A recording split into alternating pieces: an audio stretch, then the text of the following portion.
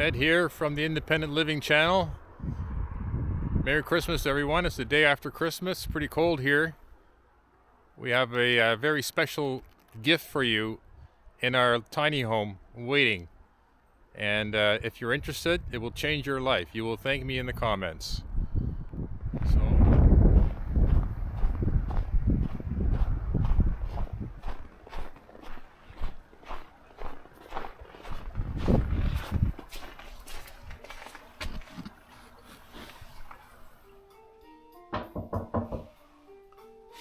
Oh, somebody's here.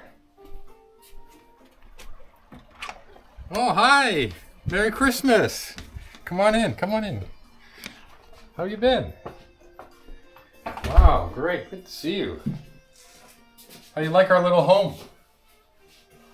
Nice, eh?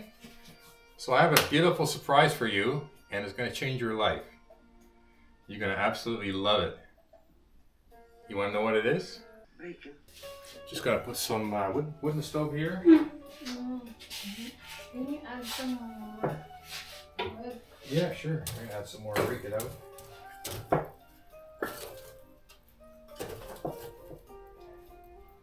There we go. All right. Nothing beats a nice stove.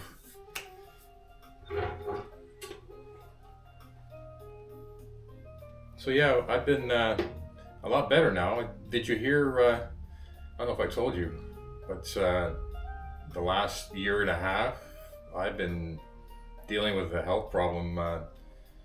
Basically, it got so bad, my inflammation, that I was in crutches for like, I don't know, maybe a month. And it took me like a year and a half to figure out what was going on, you know. I don't want to go to the doctor and get anti-inflammatories. That's just like a Band-Aid. It doesn't cure the problem. I did a lot of research. I found the answer. You'll be amazed. You know, society is not being truthful with us. You know, remember back in 2020, 2022, the world event? Well, now we find out that it's been a lie. Many other things are lies. I'm hoping other people like yourself will get this information, this gift that I have for you. Eat 5 strips of bacon. And discover it as well at an earlier age. But it's never too late. But anyways, if you're willing to make the commitment, you can change your life. I am sure you can add 10, 20 years to your life and you feel great. The problem with all disease, it's caused by inflammation. I spent probably 30 hours researching podcasts about this gift that I have for you, a gift of knowledge that you can use to change your life. And most people don't know about it. So 30 hours, and I compressed it all into a 1-hour video or less on my YouTube channel, the Independent Living channel. And well, if you're willing to commit to that and watch it, you will see the light. You will understand, you know, what is going on and how corrupt society really is. But you can overcome it once you see the light and understand that basically doing the opposite of all these things that are promoted in front of you by mainstream, that is usually the key. Come on and follow me to the couch over here and I'll put it on. All right? Afterwards, we'll treat you to venison dinner. Some nice organic meat. After all, we are the top predator of planet Earth for thousands, maybe millions of years. Keep that in mind when you watch. Okay, I'll bring you over there. Follow me.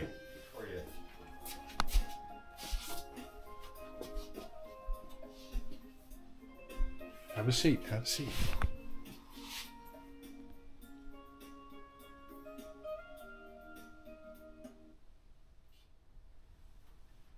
Here we go. You know that damn fish is older than I am? Thanks. Here we go. Enjoy. So every time that somebody eats something that is sugary and carbohydrates, it all breaks down into sugar.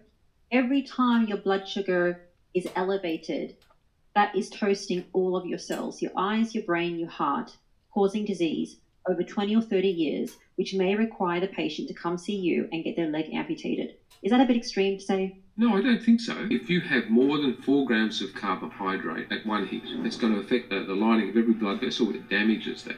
If it goes above 4 grams, you'll produce insulin. Insulin also is an inflammatory hormone. It's also a growth hormone which stimulates cancer. Most people don't know whether they have insulin resistance, and the reason is because they haven't gotten a fasting insulin drawn by their doctor. They haven't known to ask, and the doctor hasn't known to do it. Insulin resistance isn't just linked to these diseases, it's now connected to a wide range of serious health conditions. Type 2 diabetes is a manifestation of insulin resistance at the level of the liver. Polycystic ovarian syndrome is a manifestation of insulin resistance at the ovary. Cardiovascular disease is a manifestation of insulin resistance at the heart. Alzheimer's disease, we are learning, is a manifestation of insulin resistance in the brain. It correlates with metabolic health, and that's what you care about. Have you ever wondered what diabetes, cancer, and obesity have in common?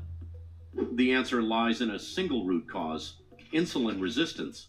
Insulin creates these problems, and then they said there's another hormone that does the opposite. It's called glucagon. I'm like, glucagon? Oh, I remember that.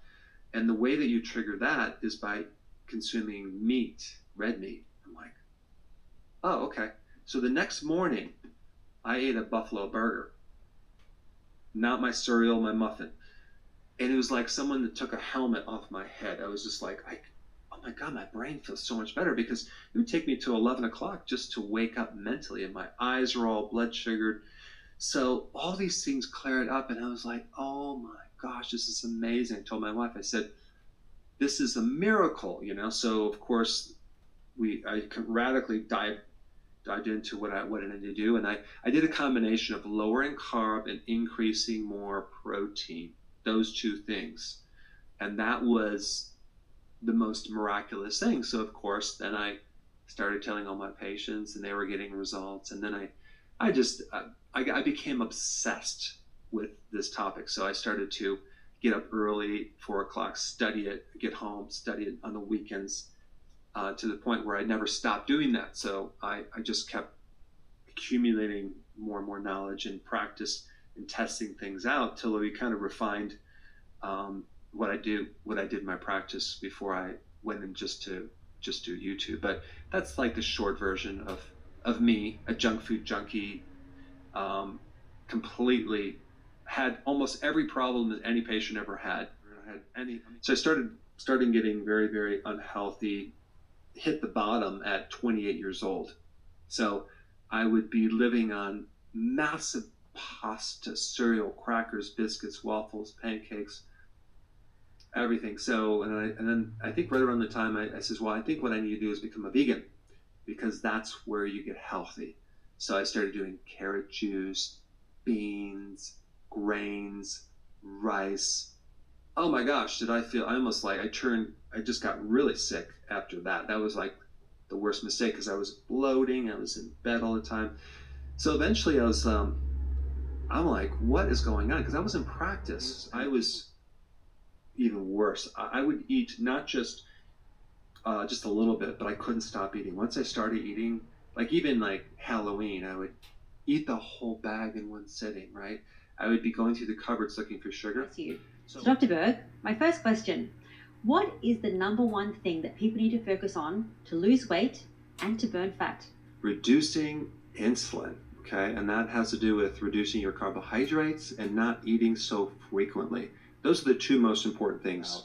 What would happen to your brain if you ate no sugar for 21 days? That's 3 weeks. And I've done a lot of videos on how sugar impacts the whole body. Today we're just going to focus in on this brain. It's fascinating. And this video, it was inspired by a research paper out of the Journal of Clinical Endocrinology and Metabolism. And this study revolved around doing the ketogenic diet for 3 weeks and what it does to the brain. just in 3 weeks. It's mind-blowing. It increased the blood flow to your brain by 22%. Now, I've also done quite a few videos on omega-6 fatty acids and the importance of getting your ratios of omega-6 to omega-3. Ideally, I mean, like 1-to-1 would be awesome if you can go for that. On average, we're consuming way too much omega-6 to omega-3 fatty acids. I think it's like we're consuming like 25 times more omega-6 than we should in our diets. Yes, people will say that we need them, they're essential, but we don't need as many, and we definitely don't need the type of omega-6 that we're being fed. But an average person, as far as looking at the ratio of omega-6 to omega-3, like a 15-to-1 ratio. Okay, that's the average person in the US. Now, that's Fortunately, 65% of the calories young children eat are ultra-processed foods. And 55 pounds of that is just industrial starch. When you get to teenagers, it's 70% of their calories are ultra-processed foods. And that's over 106 pounds of actual industrial starch. Now, these numbers are extremely conservative. It's probably a lot more, but it's just one reference that I found. Adults have 55% of their calories ultra-processed food. What have we got in bread? 75% starch. Maybe some sugar, but definitely seed oils, 15%. Pasta has starch. We have 15% seed oils. French fries, 80% starch. 15% starch is invisible. You don't see it. All of those chemicals I just mentioned are self-regulated under something called GRAS, which is generally recognized as safe. And so the question is, how can it actually be safe if it's not even tested for long-term studies? And so you don't have to really wonder why we have chronic disease.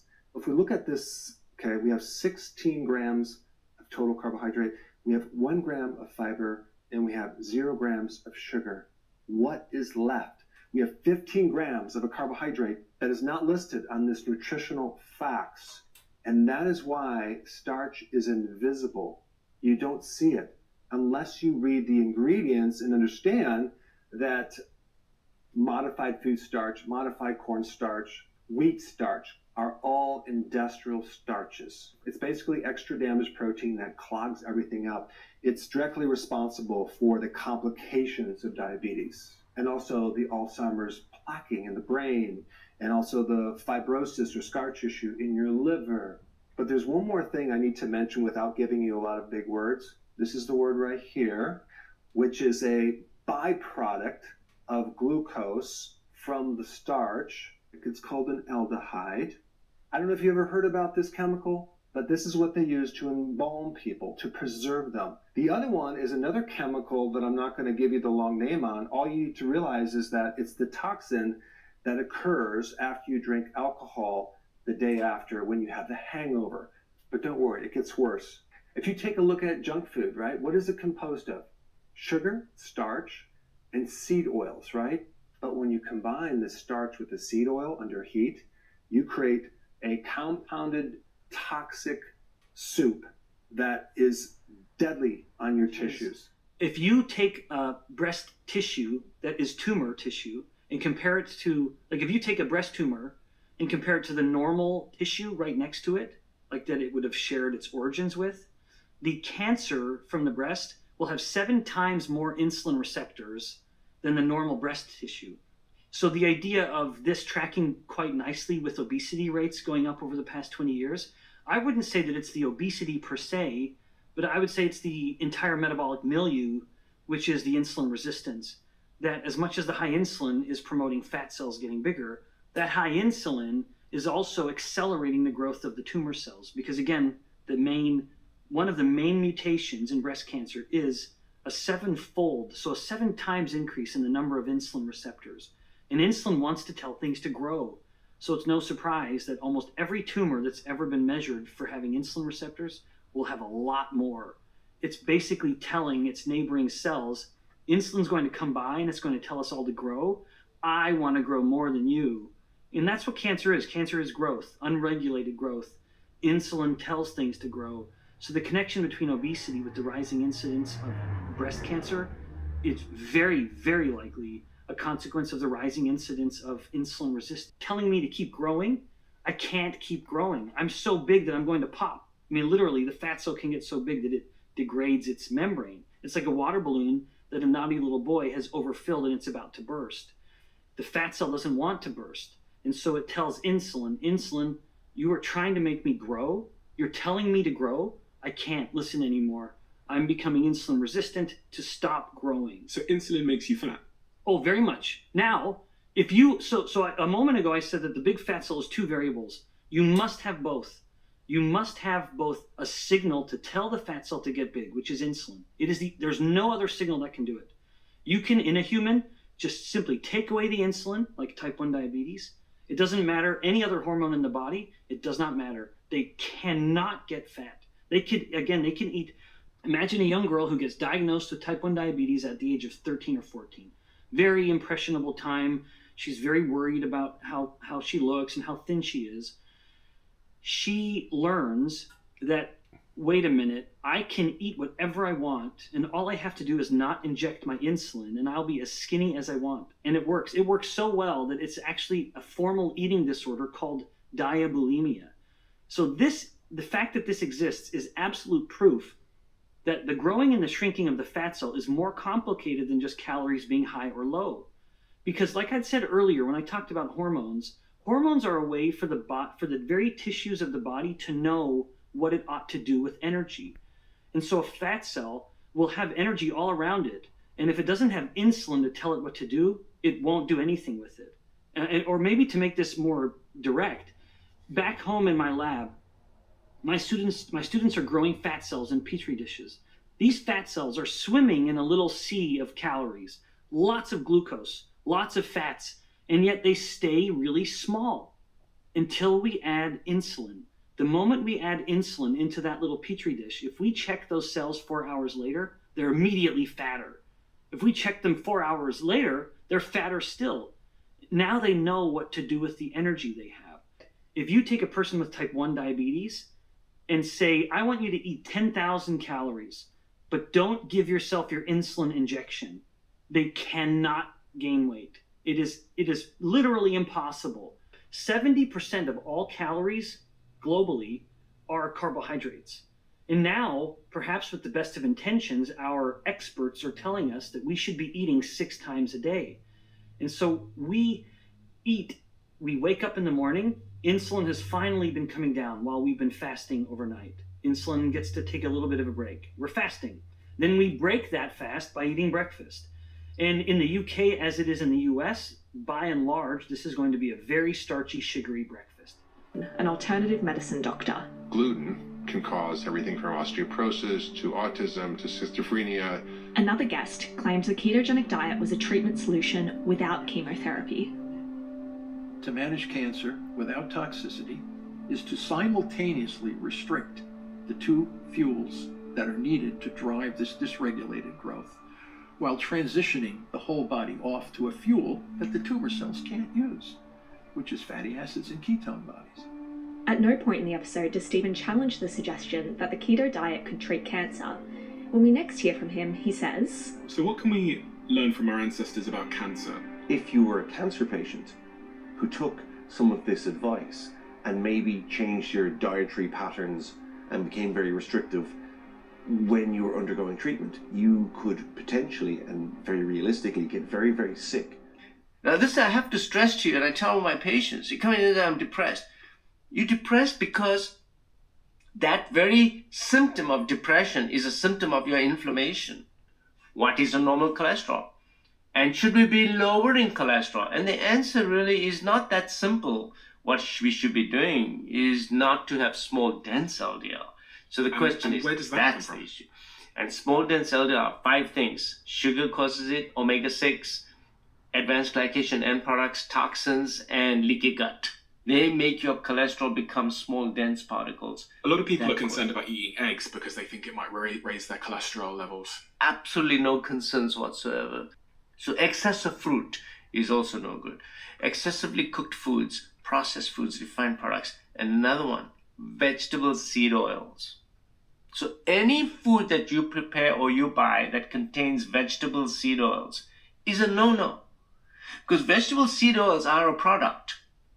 And if you look at all of them, they're exceedingly high in omega-6, and the ratio of omega-6 to omega-3 is what the problem we have today. We have far too much omega-6, very little omega-3. So anything that contains vegetable seed oils. So I always tell my patients, get rid of that vegetable seed oil bottle from your home. So what oil should I use instead? The oil at home, if you're going to use any oil, is going to be olive oil, extra virgin olive oil for your salad. And if you're going to do high temperature, put a little pat of butter, or use a little bit of ghee, or you can use a little bit of coconut oil. Excessive fruit, because I'm not a very big follower of fruit. Fruit should be eaten only in season because there's too much fructose in it. Fructose being the sugars. Fructose is sugar, and fructose causes fatty liver. So our overconsumption of fruit is another factor that is contributing to coronary artery disease and diabetes and fatty liver. And we think of fruit as being a healthy thing. You see? But fruit should only be consumed really in the fall and in season and in small amounts, because that high fructose level really causes major changes in your metabolism. Yeah. So it's also what you do to your food. Look, you take a nice piece of fish, for example, and if you burn it and you blacken it really bad, you're creating what is known as advanced glycation end products. You fry something, you're creating advanced glycation end products. So let me define that for you. If nature does not have the ability on its own to take glucose, protein, and fat and combine them at very high temperature, but you can do it in your air fryer, and you can do it outside when you're blackening your food and over blackening your food. It's called advanced glycation end products. So when you overburn your food, when you overcook your food, you're creating these molecules. Now you're consuming these molecules, and they have been shown to cause a radical increase in the inflammation in your body. Fiber is found in anything that's non-processed, because the very act of a processed food is to take out the fiber so that you can increase the shelf life of it. So any processed food, anything that's manufactured in a factory, for example, anything that already comes ready-made, they've taken the fiber right out of it. So you got to eat real food. So you're going to eat real vegetables, and that too, a variety of vegetables. You see, you're supposed to eat 30 to 40 different types of vegetables a week, and we don't tend to do that. So you want fiber from a variety of sources. So we got to eat a little bit of all these different types of vegetables, including spices. They all count as one vegetable. So that's something I stress to everybody, that you got to have variety. You got to have all these different fibers, because they will foster the growth of different types of bacterial species in your gut. You want to run on that treadmill, you want to bicycle, 15 to 20 minutes. And then you got to go into resistance exercises. The resistance exercises that I have seen work best in my patients is simple things. You don't have to go crazy. You do floor exercises. You use your own body weight as resistance. So you can do the planks and leg lifts and all these other exercises. And you can do HIIT. But they have to be very specific. So you exercise really hard for about 30 seconds to 45 seconds. And then you completely rest for another 30 to 45 seconds. People who overly do aerobic activity, that means they cycle 100 miles a day, or they're running on their treadmill for 2 hours at a time every day, or they're doing a lot of marathon training all the time, they actually end up with more inflammation in the body, and they end up with more coronary artery disease than patients who do short sprints, and patients who do resistance exercises, and patients who do HIITs. And I never exercised a day of my life. So in terms of cardiology, you need some aerobic training. Why? Because growth hormone. You make more growth hormone in fasting. So when should you exercise when you're fasting? At the peak of your fast. So if I'm going to break my fast at 6 p.m., I tell patients to go to the gym at 4 o'clock in the afternoon. But they say, but doc, how can I do that? You will find that you will put on more muscle, and you will retain more muscle as well, because you have higher growth hormone. The fastest way and the best way to actually increase your growth hormone production is to do intermittent fasting. Why? After 12 hours, you start making some more ketones in your body. And the ketones come from fat. You're moving that fat out of storage. What is a ketone? Ketones. So ketones are a energy molecule produced by the liver. How does it make it? It makes it from fat. So the fat gets liberalized, and by the way, the fats only start moving when your insulin levels are down. So because of fasting, your insulin levels are really low now, okay? Because you've been fasting, right?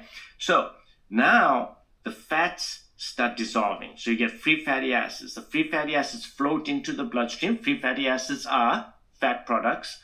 They float into the bloodstream. They go to your liver. Your liver converts those into ketones. Now, ketones are an energy source of the body, an alternative source to glucose. So in general terms, you are either going to be running on glucose and glucose metabolism, or you're running on ketones. Okay? That's the way you were designed. Not this modern industrialized living that we've been doing in the last fraction of a millisecond in the total existence of the human race. We've changed our lifestyle so much, modern man has, but our genetics and our physiology has lagged behind. We were supposed to use fasting and feasting as part of our normal program, as our normal physiology, but you have to do fasting. Because fasting brings your insulin level. See, this is where fasting comes in. So what does fasting do? Do you mean fasting or a calorie deficit? Or is it the same thing in your view? No, they're not the same thing. They are not the same thing. You see, when you don't eat, your insulin levels come down because you're not stimulating your pancreas anymore. So you want to bring your insulin levels down. The best thing you can do in the world is to do fasting. By the time you're a diabetic and you come and see Dr. J in his cardiac clinic, you already have coronary artery disease. Glucose, you put it on mostly in your stomach, and your stomach will protrude. And that's called visceral fat. It's on the inside. You can't pinch it. It's on the inside. Around your organs? Around the organs. This is very detrimental fat. And that's the epidemic that we have today. And that's a direct result of eating, starchy glucose, carbohydrates, which creates insulin, which creates this downstream effect on... Wrong foods and eating too frequently. Too frequently, okay. Because remember, it's also the frequency of eating. Because before that insulin gets a chance to come down, you're already popping yourself with more food. The body has to get rid of that glucose very quickly from the bloodstream because glucose actually is toxic inside the bloodstream. An overconsumption of sugar, should I say, has such a profound impact on the brain is pause for me. Because I don't like sugar that much. You don't like it as much as you like your brain. Yeah, in my life. So there's a study from the Mayo Clinic where they looked at people who had primarily a fat-based diet. So fish, healthy oils, avocados, nuts and seeds. They had 42% less risk of getting Alzheimer's disease. And then they looked at people who had primarily a protein-based diet. So think of a caveman diet, 21% less risk of getting Alzheimer's disease. And then they looked at people that had a standard American diet, simple carbohydrate-based diet, bread, pasta, potatoes, rice, fruit juice, sugar, a 400% increased risk of getting Alzheimer's disease. It's the sugar and the foods that quickly turn to sugar, which goes with the insulin diabetes type 3 hypothesis. You have to manage it. And the reason this is so important to me is having high blood sugar makes your blood vessels brittle and more likely to break, which means it takes longer for things to heal and you're more likely to have a stroke. And having a stroke increases your risk of Alzheimer's tenfold. The more insulin you produce, the more weight you gain, and the harder it is to get off that weight. So the solution is lowering your carbohydrate intake, lowering your meal frequency, and increasing fat and protein, especially dietary fat. When you think about the three macronutrients, carbohydrates, fat, and protein, carbs will spike insulin the most. And of course, not all carbs are created equal. Protein does have a minor insulin response, but it's considered a phase 2, not phase 1. Just think of that as a smaller response. Fat, dietary dietary fat does not touch the dial on insulin. That's why we want to increase healthy fat, increase healthy protein, and dial down your carbs. Even the brown, organic, multi-grain kind. The number one food that most people think is heart healthy but is destroying your arteries is going to be whole wheat bread. Yes, even the brown, organic, multi-grain kind. Here's why. Whole wheat bread, 2 slices of whole wheat bread, can spike your blood sugar and insulin levels as much as a Snickers bar or a can of soda. When you spike your glucose levels time after time, this creates something called advanced glycation end products. Ankles are filled with fluid. Sometimes the hand is so filled with fluid they can't actually even bend it. They can't get their rings off. So that would be pathogenic because the kidney and the heart and liver are a problem, especially the heart. If you have congestive heart failure, the fluid backs up into the tissues as well. And of course, the treatment that is given is diuretics, okay, avoiding salt, and compression stockings. So let me show you what's really going on behind this condition. It is the high carbohydrate diet. That's right, you guessed it. The average American consumes between 250 to 400 grams of carbohydrates. And I'm not talking about vegetable carbohydrates, I'm talking about refined grains and sugar. Each gram of carbohydrate holds 3 grams of water. So this carbohydrate is acting as a sponge in your muscles, in your liver, around the tissue, so you're basically waterlogged. Now, as far as myself, what I was consuming is fruit, primarily apples. Okay, I used to consume a lot of apples with peanut butter. I would take the Honeycrisp apples, which is basically 19 grams of sugar, and I would cut it and I would have that peanut butter. I would have a snack mid-morning, mid-afternoon, and after dinner. So that's what I was doing. I was eating good otherwise, but I was doing 3 meals and 3 snacks. So if you've been watching my channel, you know the problem with that many meals. You're raising a lot of insulin, and I was getting a lot of sugar. So I was 211 pounds. So right now I am 180. A lot of that was fluid, okay? And you can see it in my eyes. And as soon as I cut out those apples, the fluid came right off very quickly. And of course, I only consume 2 meals a day right now. Now, I actually had pitting edema in my lower legs in my late 20s. So I'm a lot older now and I don't have it. So I'm going to share with you some of the things that I did, as well as some other causes, common causes, rare causes, and what to do with each one. So specifically, I want to talk about edema in the lower legs and the feet. So a lot of people have it. A lot of people take medication, but they don't actually at the same time correct the underlying cause. So cause number 1 is sugar and a high carb diet, and as that relates also to a spike in insulin. Substitute that with vitamin D, and at least doses of 10,000 IUs, but probably 20 or 30 or even 40,000 IUs to create the effect, because vitamin D is the best anti-inflammatory. And it's not really even a vitamin, it's a hormone which acts very similar to cortisol.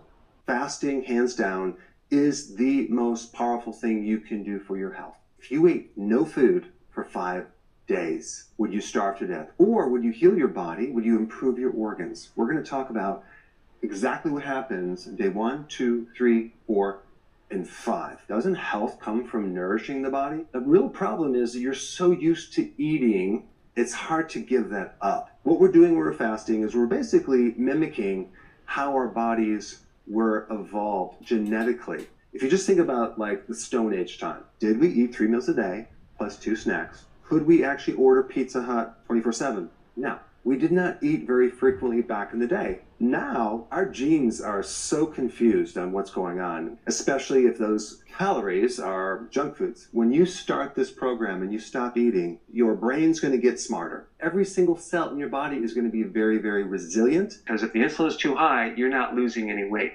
So the goal is to keep your insulin at the lowest level possible. So most people know that sugars and carbs and excessive protein can increase insulin, but they may not know the only carbohydrate that will not increase insulin is fiber. I'm talking about the fiber from leafy greens, non-starchy leafy greens. So anytime you're on keto, you don't need to count those carbs from leafy greens simply because it has so much fiber, and fiber doesn't affect insulin. Now, there is one last thing that won't affect insulin, and that is pure fat, as in pure olive oil, as an example. I'm talking about a bite of an apple. So an apple's got about the same sugar content as Coca-Cola. And people say, oh, one's natural sugar and the other one's not natural sugar. No, they're both 10% sugar, both fructose and glucose. They're both 10% sugar. So I think some of the oxalate that's getting in your brain is coming from excessive vitamin C that doesn't have anything to do. 80% of all kidney stones are primarily built from calcium oxalate. If you don't have oxalate, you cannot build a stone. Well, again, it depends on what you tolerate and what your food philosophy is and what you like, but you should really center a diet on protein, animal foods with protein and fat, with plenty of fat. Women do really well on butter and lard and these animal fats. If you tolerate eggs, great. If you tolerate dairy, great. But animal flesh that's fatty, that includes the connective tissue, cooked foods that have the bone in them, and use the juices. I took the lemons and the coconut and just went carnivore. And it was interesting because it showed me that I had developed kind of a sensitivity to lemons, which are important to help people not get oxalate stones in the body. It helps the body remove oxalates, it helps lower the acidity from all this inflammation and so on, oxalate from the vitamin C. Just taking vitamin C supplements alone consistently for years is enough oxalate burden in the body where you can be in trouble from just that. Chocolate. So 1.5 ounces of dark chocolate has lots of oxalates in it. Very bioavailable, meaning it moves easily into the bloodstream. Yep, so chocolate, they use it in studies, and you can see how quickly it absorbs, and even with calcium added to that challenge test, you still get a significant spike in oxalate, especially about 4 hours after eating the chocolate. And if you're using cocoa powder and hot water, making a hot cocoa, that's a great way to deliver oxalates into the body. There's room for tea if you're taking out the sweet potatoes and the nuts and the spinach. There's room for some oxalate. And we use tea a lot as a way of keeping some oxalate in the diet. But if your background diet is always tea, always potatoes, and any occasional rhubarb pie, after that rhubarb pie, are you really sleeping that well? That's another one. Poor sleep could be a sign of oxalate problems. In real life and real people, when you start removing these foods, what happens? That's really telling, because that's not theory anymore. That's just reality. Absolutely. Let's go to the next one, which a lot of people have. Tea. Tea, black tea. The standard black tea is pretty high in oxalate. There's room for tea if you're taking out the sweet potatoes and the nuts and the spinach. Starfruit can kill you, including the starfruit juice, but most people don't have that here. But in other countries, starfruit and starfruit juice are like spinach smoothies. It's a magic elixir. So they're trouble. But blackberries are probably the worst fruit, and maybe raspberries as the second. And kiwi. Kiwi, I'd stay away from kiwi. Sad, because people are promoting it so much and pushing this forward, and everybody's believing each other that that's okay to do. Next one, beans. Beans. The true beans, the black beans, the white beans that we used to make, like the Boston baked beans and all kinds of things. Horrible high oxalate and full of lectins, very hard on the gut issues. If you have gut problems, beans don't belong in your diet. But the peas, the chickpeas, the green peas, the black-eyed peas, or cow peas, you call them sometimes, those are pretty low in oxalate. So there's room for that, which is helpful because for people who are plant-based, they need somewhere to go. Any one of like 15 versions of combinations of nuts and chocolate with some dried fruit thrown in it, and people start carrying that in their car and snacking while driving and living on it. Is it because we're lazy? Absolutely. Totally agree. Next one is seeds. Seeds, yeah. Seeds and nuts are same thing. Hard on your gut. Most of the seeds are less horrible in terms of oxalate content, and there's some that are very low. Pumpkin seeds are very low in oxalate. Good if you're sprouting them, but just make sure they really agree with your digestion. Sunflower seeds aren't too bad, but hemp and chia seeds, big bad news. Potatoes. So roots, so potatoes, sweet potatoes, and you mentioned the Lay's potato chips, which people just love, which is weird. Next one, peanuts. Yeah, just to put an underscore on sweet potatoes. Sweet potatoes have this holy halo. You can really wreck your house on sweet potatoes. Don't buy into the idea that I thought they were low allergy and wonderfully safe and like this really safe medium to hang out and get a little carbs. Don't do it. So the nuts in general are designed to mess up your gut. They're not meant to be digested by humans. And there's the worst ones with oxalate are almonds, cashews, and peanuts. Because peanuts, of course, are so ubiquitous in candies and used as a food, and people throw it in all kinds of recipes and in their smoothies. But we can have things like, if you have nuts, you can have things like macadamias, walnuts, pecans. Are they okay? They're all lower in oxalate, and so reasonable, small amounts. You just shouldn't use nuts as entrees. Well, I think people that are following a carnivore diet, as do I, mostly carnivore diet, don't really love vegetables. Some people love their vegetables, but, not really a fan of kale. I was a huge vegetable fan, huge, but not a big kale eater. Oh, my whole life. Every meal had 3 vegetables and a salad. I'd come home from a busy day at work and put together this magnificent meal. Really into vegetables, growing them organically. Loved vegetables from the time I was a kid. One of the stupidest things I ever did. Well, that's the interesting thing, is that when you love vegetables so much and you think that they're so healthy for you, but some of them can be as bad as ultra-processed foods. It's very shocking to say that, but they can cause so much damage to your body. That is a very upsetting thing for people to hear. They're like, well, vegetables are bad and all of everything else is bad. There's nothing to eat. And it really upsets people, and you can't blame them, but most people who are pigging out on vegetables are not pigging out on Twinkies. So it's 2 different audiences, but both are prone to having too many potatoes. People who eat processed foods are eating French fries, potato chips, tater tots, and you name it, all kinds of potato concoctions. Potatoes are a big problem. So let's now move on to worst oxalate foods. This is the fun part. So let's start off with greens. There's 3 of them. Spinach, chard, and beet greens. And then there's sorrel, which isn't that common in North America, but it's used in other countries. But really, the ones that you see are these spinach, chard, and Swiss chard and beet greens are thrown in these salad mixes. So you'll go for what you think is salad mix, but half of it can be these greens. And then the other greens, there's lots of other greens, they're perfectly fine. People can eat that in unlimited quantity. Pretty much. Yeah. Even kale. Kale gets hooked as a high oxalate food, and everyone talks about kale. And compared to spinach, chard, and beet greens, kale ain't got nothing. Really, it's tiny. But kale can be 3 times or 4 times what's in romaine lettuce. Yeah, it'll tear it up. I recommend the carnivore if you have any problem with your gut, you need to do that. Is meat dangerous for the heart?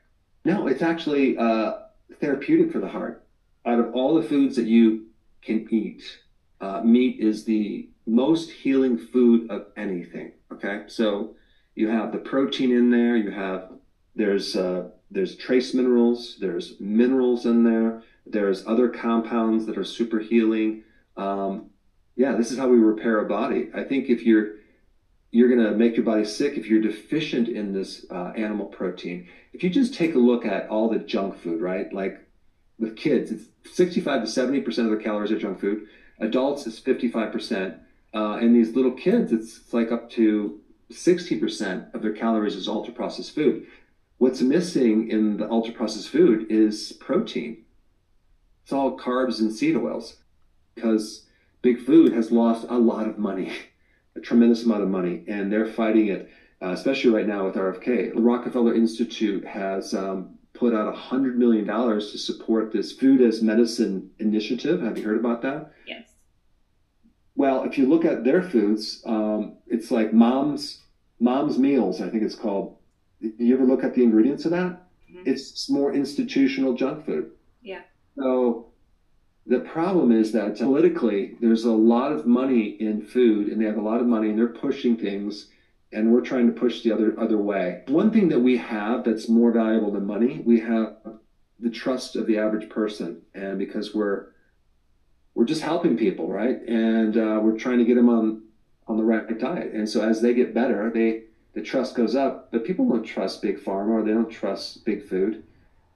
But they have a lot of money that they're working through sock puppets and talking heads and people that they buy off As you know, there's a handful of so-called credible influencers out there that are really attacking carnivore. They're attacking keto. They're supporting seed oils.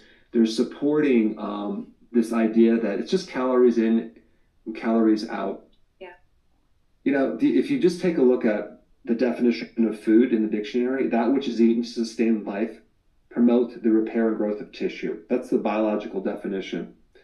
Did you know that there's another definition of food that's a legal definition? Have you ever heard of that one? No. It's very generalized.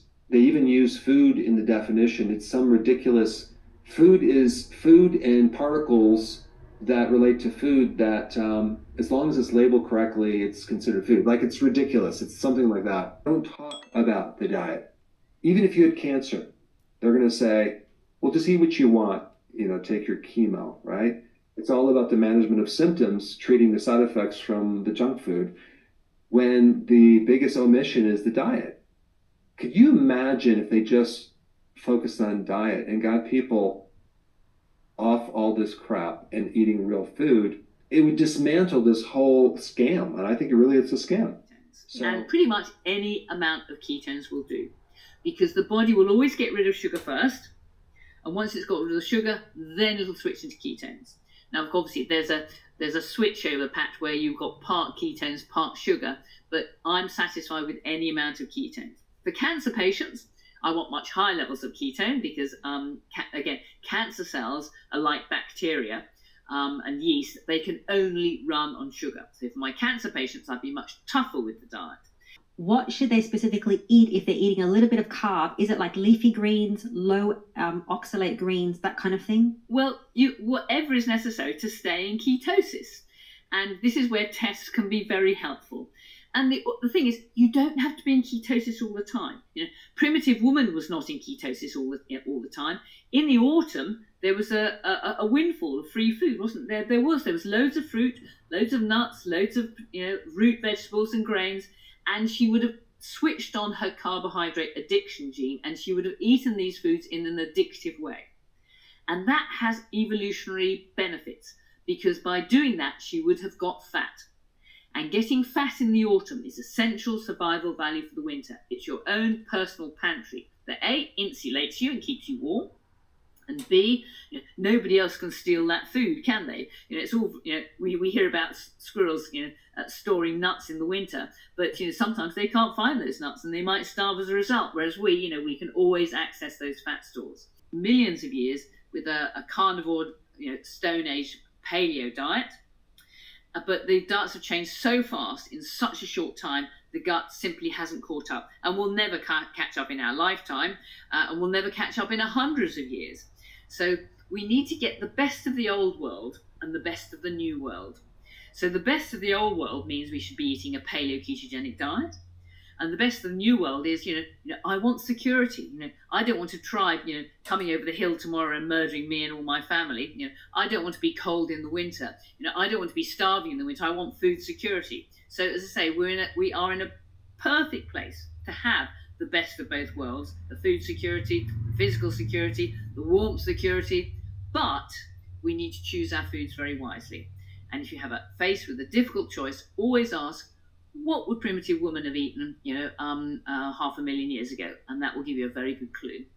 Now, the human gut evolved over, hundreds of thousands of years to eat actually a carnivore diet, and then some vegetables came in later.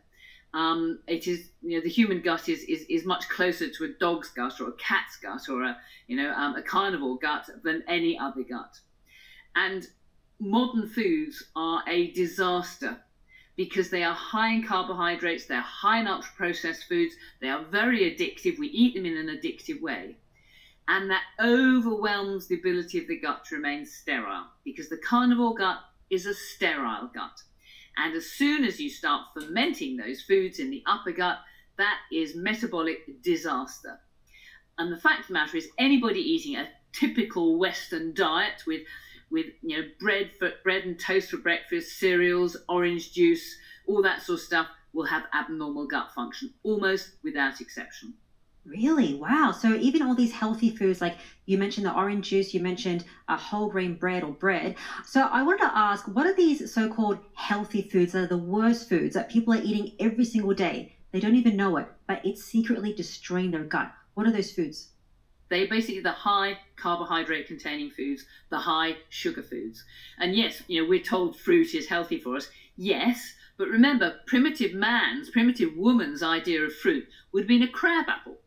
You'd have a couple, and that would be it. You'd have a sore gut. You had 5 or 6. And the awful thing is, the fruit growers themselves know that humans are sugar addicts, and so they're developing varieties of fruit that are sweeter and sweeter and sweeter. So when I was a child, the big treat for breakfast on Christmas Day was a grapefruit, but it was so sour, you could hardly eat it, but you pretended you were really enjoying it. And nowadays, you can eat a grapefruit like you can eat an orange. It's as sweet as anything. And many fruits have been, bred and maybe to be sweeter and sweeter. And then, of course, when you crush them, when you squeeze the juice out of them, that's even more concentrated sugar. Sometimes I get this question, should I go more vegan or should I be a carnivore? And I just want to talk about that in this video. I personally believe you should be right in the middle, a combination of plants and animal products. So there were several archaeologists who found some interesting things at a site in northern Israel that provided primary direct evidence for what humans ate 780,000 years ago. And they found that they ate a combination of plants and animals.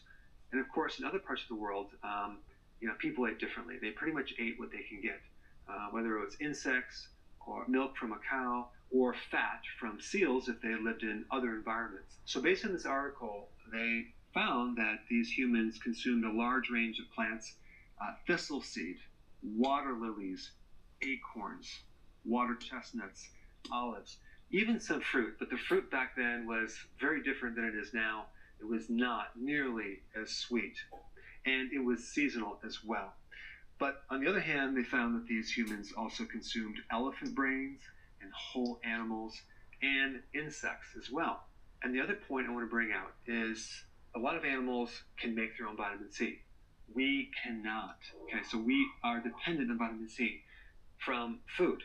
So vitamin C obviously comes from plants, just indicating, yes, we need plants in our diet for sure. Omega-3 fatty acid, and it's used as a primary structural component of the brain and the retina.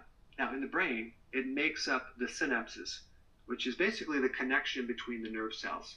Now, if you're low in DHA, it can affect many, many different things, but the two things that really stand out are a lowered cognitive function. So your memory, your focus, your concentration might be inhibited. Also, not having enough can greatly affect your mood, as in depression. Back in the Stone Age, there was a purpose of survival.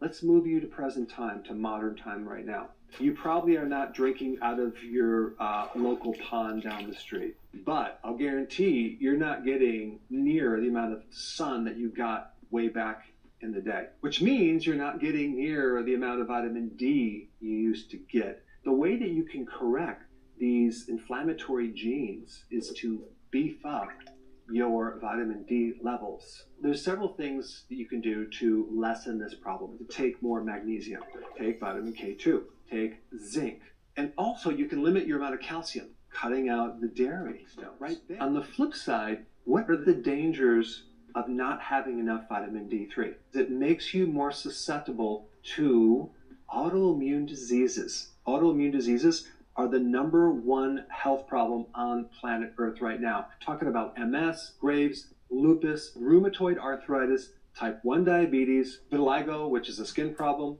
and Hashimoto's is at the top of the list. That is a hypothyroid condition. Your own body is attacking itself. That part of the immune system is heavily influenced by the amount of vitamin D that you have in your body, actually in your cells. Most of the research that doctors have studied about vitamin D is completely outdated, like 100 years old.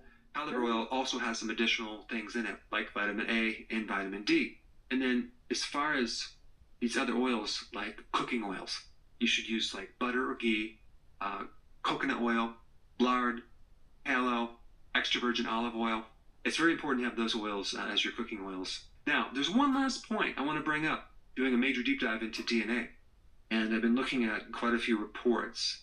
And out of all the things that show up as a common denominator, it's these polyunsaturated fatty acids, okay? The competitive nature between an omega-6 and omega-3 fat, okay? They do tend to compete. So if you're consuming a lot more omega-3 fatty acids from fish oils or cod liver oil, which you should be doing, and at the same time you're consuming a lot of the omega-6, they're going to kind of cancel each other out. So you do need to reduce the 6 and increase the omega-3. I think the best way to do that is by doing the cod liver oil, because it's a little bit better than the fish oils. Even though you can do the fish oils, cod liver oil also has some additional things in it, like vitamin A and vitamin D. So when you're consuming the conventional grain-fed beef or the grain-fed chickens, which produce the eggs would be like, if we're talking about omega-6, like 19.9 to 1 omega-3. So heavy on the omega-6. But if we look at the free range, non-GMO, non-soy fed chickens that produce these eggs, we get like a much better ratio, like a 1.3 omega-6 to a 1 omega-3. And they're discovering all sorts of things that can also improve this ratio. If a chicken is fed fish meal, which is higher in omega-3, okay, and maybe some flax oil, which has a precursor to omega-3, then that ratio comes way down to like a 6.6 to a 1 ratio, okay, which is much better, down even to a 1-to-1 ratio. So it really depends on what they feed these chickens. But if you're looking for chicken eggs, I would really go for the pasture-raised organic eggs, okay, not pasteurized, pasture-raised. And then, of course, you get the beef, right? You have the grain-fed beef versus the grass-fed, grass-finished beef. I've done videos on this and also a study that is quite amazing, showing the difference between beef from a grass-fed or a grain-fed diet. And there is a huge difference. Fruit, typically. The reason I don't recommend consuming fruit is just that there's too much sugar and it bumps you out of ketosis. But anytime you're eating anything in the whole form, okay, there's protective factors in this whole form, whether it's a starch or a fruit. Now, with these seed oils, wow, you're getting a highly refined, overprocessed part of a seed, which is the oil part, but nothing else. You're not getting the phytonutrients to protect you against the oxidation that oil is going to create on your body, especially with your like LDL. You're going to oxidate your LDL, and that's going to affect the inside of the arteries. I mean, it's going to create inflammation. It's going to pull things out of your body. And also, how do you think that they extract this oil from the seed? They use a solvent. It's called hexane. Okay, is it possible that some of that hexane is still in that oil, or does it magically go away? So you take this seed and you turn it into this oil with all these things that you do to it, and then you put it on the shelves as vegetable oil, right? Sounds really healthy, but it's really not. But the amount of this oil in our diet is just tremendous. Carbohydrates turn into bad cholesterol and triglycerides, which are blood fats, faster than consuming cholesterol turns into cholesterol, okay? So all the cell membranes are made from cholesterol. Your brain is made of cholesterol. The skin is lined with cholesterol. So you need cholesterol, okay? So in the news where, oh, don't do keto, it's going to raise your cholesterol and you're going to die of a heart attack when you have a clogged artery. Well, guess what? It's at the location of the crime scene, but it's there to help heal it, okay? To provide a band-aid to bring the cholesterol to help heal it. So we have two things that can create bad LDL. One is high sugar, and the other is high insulin coating. So every single cell in the body, every single cell has a coating of cholesterol. So we need that. One, your body makes cholesterol. In fact, 75% of all the cholesterol in your body is made by your body. Only 25% comes from the diet. So the dangerous cholesterol that is in your arteries, that is plaquing the arteries, is not coming from the dietary fat that you're consuming, okay?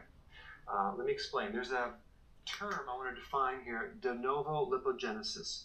This means the creation of new lipids. So your body is making new lipids from carbohydrates. So if you ask 10 people in the street, what causes high cholesterol?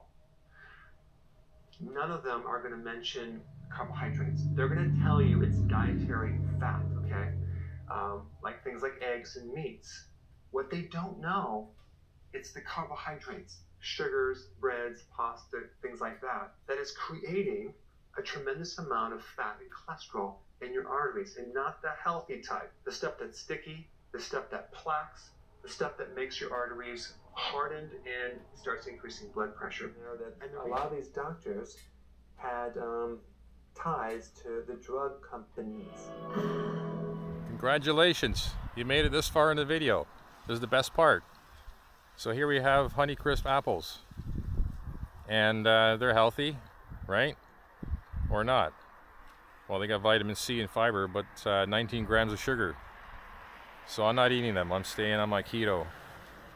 Anyway, if you watch this far at this point, you're going to be a good chance you're going to be healthier and live longer, and get rid of your inflammation, and what other problems you have will likely go away.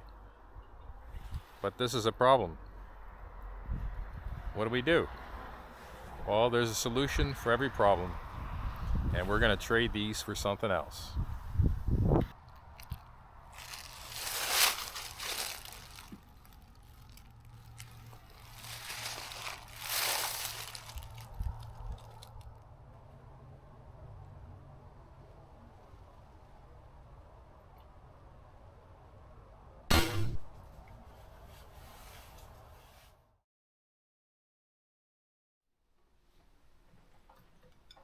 Okay. Thank you. A little bit of kimchi.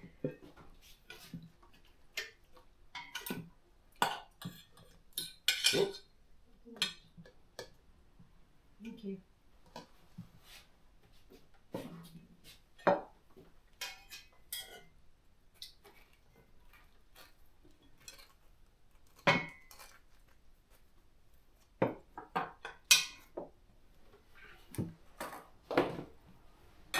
To a healthy new year.